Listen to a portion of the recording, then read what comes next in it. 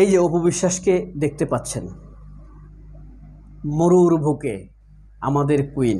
যদিও এখন তিনি কিন্তু দুবাইতে বা মরুভূমির দেশে নাই। মরুভূমির দেশের থেকে শেখেদের আঘাতে পর্যুদস্ত হয়ে তিনি তৃষ্ণার্ত হয়ে এখন স্পেনে গিয়েছেন। স্পেনে কেন গিয়েছেন? বৈশাখী, যাই হোক সে কথা পরে বলছি। অপু বিশ্বাসকে দেখেছেন, আর এই যে দেখেন ইনি হলেন শবনম বুবলী, তাও মরুর বুকে শবনম বুবলী পদচারণা দেখাচ্ছে। এটি হলো অপু বিশ্বাস মরুভূমির বুকে সুখ খুলতে, প্রচুর সম্মান আনতে বাংলাদেশের জন্য এবং রেমিটেন্স আনতে গিয়েছেন। আর এটি হলো শবনম বুবলীর একটি পানির অ্যাড। তাদের পোশাক কিন্তু এক, খেয়াল করেছেন? এখন কথা হলো অপু বিশ্বাস দুবাই থেকে স্পেনে গিয়েছেন, কেন গিয়েছেন সেটি বলবো। এই অপু বিশ্বাসের সাথে শবনম বুবলীর সাথে দুটি পোশাক এক, কারটা আগে, কে কাকে কপি করেছে সেটি বলবো। এবং এই কপির যন্ত্রণায় আসলে রুগ্ন হচ্ছে কারা সেটি নিয়ে কথা বলবো। আগে কথা বলি এই দুইজনের পোশাক নিয়ে। অপু বিশ্বাস সবসময় অভিযোগ করেন, স্ট্যাটাস দেন যে কপি করেছে।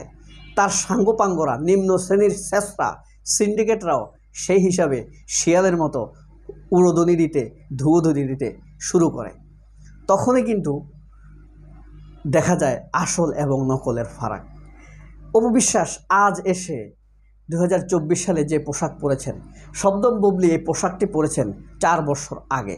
তিনি সরকারি একটি পানির বিজ্ঞাপনে অ্যাড দিয়েছেন।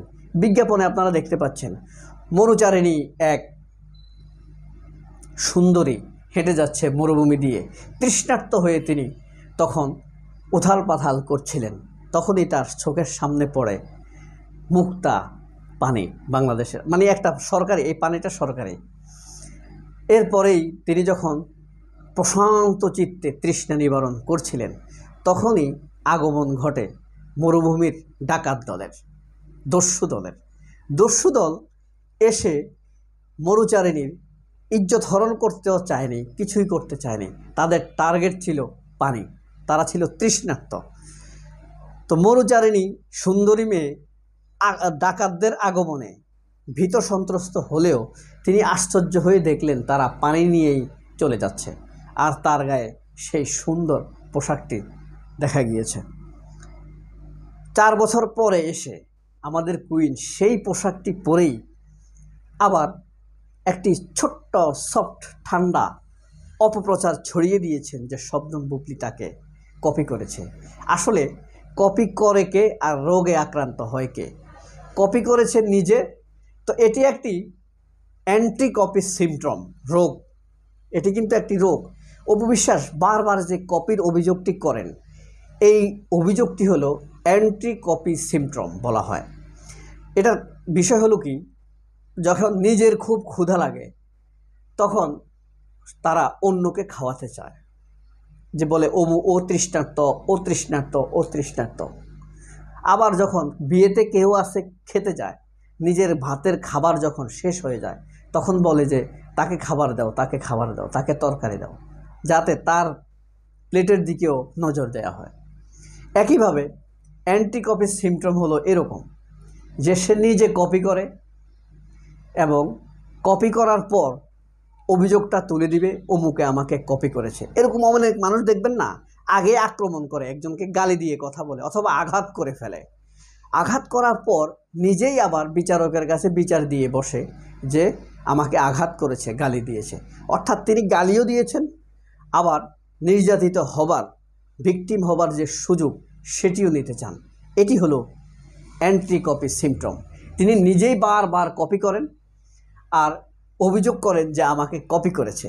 এটাই হলো অ্যান্টি কপি সিমট্রম।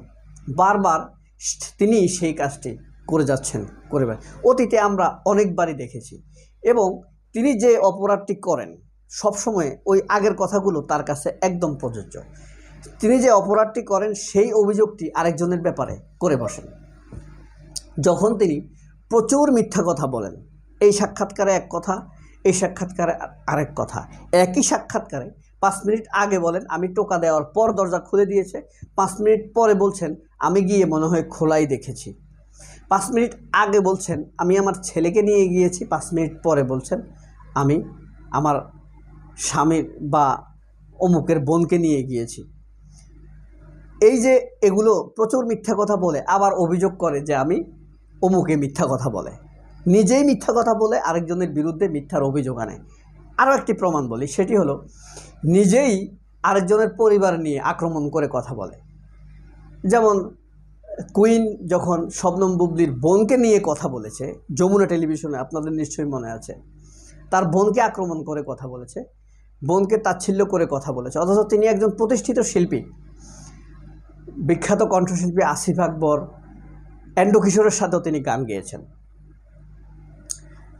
তার পরিবার নিয়ে কথা বলেছে, তাকে নিয়ে কথা বলেছে। সে যখন উত্তর দিয়েছে তখন তিনি বলতে শুরু করেছেন তার পরিবার আমাকে নিয়ে কথা বলে ভাইরাল হওয়ার জন্য, অথচ আক্রমণটি করেছেন তিনি নিজে। একইভাবে তিনি নিজে কপি করছেন, কপি করার পর কপি করার অভিযোগ আনছেন আরেকজনের বিরুদ্ধে। তিনি একজনকে নিয়ে মিথ্যা কথা বলছেন, সেটি করার পর তিনি আবার মিথ্যার অভিযোগ আনছেন তার বিরুদ্ধে। তিনি একজনের পরিবারকে আক্রমণ করে, অসম্মান করে, অপমানিত, অপদস্থ করে কথা বলার পর তিনি আবার অভিযোগ আনছেন যে আমার পরিবারকে আক্রমণ করে কথা বলছে। আবার প্রমাণিত হয়েছে তিনি যে ভুল। তিনি যখন তাপস মন্দির পরিবারে সংসার ভাঙার অভিযোগ এনেছেন, তিনি আবার গিয়ে ডিবি অফিসে গিয়ে ক্ষমা চেয়েছেন। প্রমাণিত হয়েছে তিনি গিল্টি, তিনি ভুল, তিনি দোষী, তিনি অপরাধী। এই অপরাধগুলো তিনি বারবার করেন, বারবার করে অভিযোগের দায়টা তিনি অন্যের দিকে চাপিয়ে দেন। ঠিক একইভাবে সর্বশেষ তিনি যে অভিযোগটি এনেছেন সেটি হলো উনি ব্যক্তিগত বিষয় নিয়ে কথা বলেন। টেলিভিশনের সামনে সবচাইতে বেশি ব্যক্তিগত বিষয় নিয়ে কথা বলেছেন উনি। শাকিব খানের বিরুদ্ধে অভিযোগ নিয়ে আসার পর থেকে তিনি অনর্গল শাকিব খানের বিরুদ্ধে বলে গিয়েছেন, গত বছরখানেক যাবৎ প্রশংসা করে যাচ্ছেন। ঠিক একইভাবে ব্যক্তিগতভাবে কথা বলেছেন, ব্যক্তিগতভাবে আক্রমণ করেছেন, শাকিব খানের পরিবারকে আক্রমণ করেছেন। এখন তিনি অভিযোগ আনছেন শবনম বুবলির বিরুদ্ধে যে তিনি ব্যক্তিগত কথা বলেন, অর্থাৎ প্রতিটি অপরাধ তিনি নিজে করছেন, তারপরে অভিযোগ আনছেন আরেকজনের বিরুদ্ধে। নিজে জুয়ার অ্যাড করেছেন, এই জিনিসটি এখনও শবনম বুবলির গানে চাপাতে পারেননি, যে কারণে এখনও একটি বিষয় তিনি চুপ আছেন। এখন ব্যাপার হলো এই যে আরব থেকে স্পেন গিয়েছেন পয়লা বৈশাখের মেলা উদ্বোধন করার জন্য, আষাঢ় মাসে এসে বৈশাখের মেলা উদ্বোধন করবেন সেখানে, এবং দেশের জন্য প্রচুর সম্মান নিয়ে আসবেন, প্রচুর রেমিটেন্স নিয়ে আসবেন, গৌরব নিয়ে আসবেন। আসার পরে মিডিয়া তাকে প্রচুর প্রশ্ন করবে, কেমন সম্মান পেয়েছেন, কেমন জনপ্রিয়তা দেখেছেন, মানুষ হুমড়ি খেয়ে পড়েছে কিনা আপনাকে দেখে। তিনিও নানানভাবে, নানান ঢঙে, নানান রকম, নানান উত্তর দিয়ে যাবেন। কেউ কি এই প্রশ্নটি তাকে করবেন? তিনি যে জুয়ার অ্যাড দিয়েছেন এটি কি দেশের জন্য, মানুষের জন্য ভালো করেছেন? তিনি তো স্পেন, সৌদি, দুবাইতে গিয়েছেন দেশের জন্য সম্মান, গৌরব আনার জন্য। এই প্রশ্নটি কি কে করবে যে জুয়ার অ্যাড দিয়ে তিনি কি গৌরব করেছেন? তিনি কি ডিবি অফিসে গিয়ে যে ক্ষমা চেয়ে ভিডিওটি মুছে দিয়েছেন সেটি কি তার অপরাধ প্রমাণ করে না? কেউ কি তাকে এই প্রশ্নটি করবে? তিনি কেন শাকিব খানের ব্যক্তিগত জীবন, পরিবার নিয়ে এত বেশি আক্রমণাত্মক বিশ্রী ভাষায় কথা বলেছেন, সেগুলোর জন্য কি তিনি ক্ষমা চাইবেন? হ্যাঁ, তার কাছে প্রশ্ন থাকতেই হবে। সবাই অনেক ভালো থাকবেন। আল্লাহ হাফেজ। আসসালামু আলাইকুম।